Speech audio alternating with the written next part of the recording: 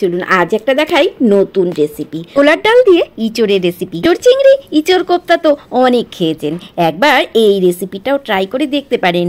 এবার আজ নিয়ে চলে আসলাম এমন এক রেসিপি যেটা ভাত রুটি দুটোর সাথেই খেতে পারবেন।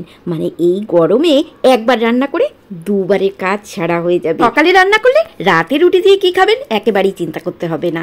আর এই সময় হলো ইঁচড়। ইঁচড় কতভাবেই আর খাবেন, তাই না? চলুন আজ একটা দেখাই নতুন রেসিপি। ছোলার ডাল দিয়ে ইঁচড়ের রেসিপি। তার জন্য ইঁচড়টাকে প্রথমেই যেমন ডুমো করে কাটা হয় তেমনভাবেই আমিও কেটে নিয়েছি। আর সামান্য জল দিয়ে এখানে হলুদ দিয়ে দিলাম। তারপর প্রেসারে হালকা একটা সিটি দিয়ে নামিয়ে নিলাম। এই দেখুন, এইরকম সেদ্ধ করে আমি এটাকে সাইড করে রাখলাম। ইঁচড় চিংড়ি, ইঁচড় কোপ্তা তো অনেক খেয়েছেন, একবার এই রেসিপিটাও ট্রাই করে দেখতে পারেন। এবার ওই প্রেসারেই আমি দিয়ে দিলাম এখানে তাড়াতাড়ি যাতে সেদ্ধ হয় প্রেসারে ছোলার ডালগুলোকে।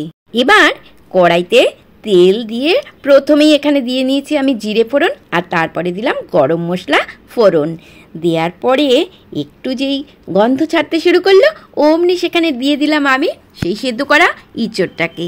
এবার একে একে ইঁচড়টা কষানোর জন্য আদা রসুন বাটা, জিরের গুঁড়ো, হলুদ গুঁড়ো, লঙ্কার গুঁড়ো আর সবশেষে পরিমাণ মতো নুন দিয়ে এটাকে খুব ভালোভাবে কষিয়ে নিলাম।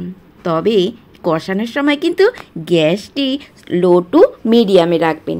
আর এইদিকে ছোলার ডাল আমার সেদ্ধ হয়ে গেল। এই গরমে ঘেমে নে আমি একবারই রান্না করতে অভ্যস্ত।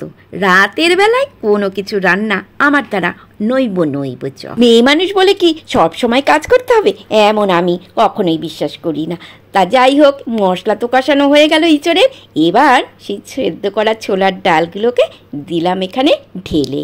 সঙ্গে সঙ্গে কিন্তু জল দেবেন না, একটু নাড়িয়ে চাড়িয়ে প্রেসার ধুয়ে আমি এখানে জল ঢেলে দিলাম। তবে এটা কিন্তু খুব বেশি পাতলা হবে না, যেমন আমরা সচরাচর ছোলার ডাল রান্না করি তেমনই একটু গাঢ় গাঢ় ঘন হবে। এবার শেষে দিয়ে দিচ্ছি এখানে ঘি, কারণ গরম মশলা ফোড়ন যেহেতু আগেই আমি দিয়েছিলাম তাই রান্না করার সময় আপনি বুঝতে পারবেন গরম মশলার গন্ধ এর মধ্যে দেয়াই থাকে। শেষে আর গরম মশলা দেওয়ার কোনো প্রয়োজন নেই। এই তো আমার রান্না প্রায় শেষের দিকে। এবার হালকা একটু ফুটিয়ে নিলাম যাতে ঘিটা গলে গিয়ে পুরো ডালের সাথে মিশে যায়। সময় সময় আমি কিন্তু এর মধ্যে আবার ডিমও দিয়ে দিই। আপনিও একবার ট্রাই করে দেখতে পারেন, বেশ ভালোই লাগে খেতে। ঢাকা দিয়ে রেখে দিলাম। এবার এই হলো ছোলার ডাল আর ইঁচড়ের আমার ফাইনাল লুক। রেসিপিটি কিন্তু খেতে দারুণ হয়, একবার আপনিও ট্রাই করে দেখতে পারেন।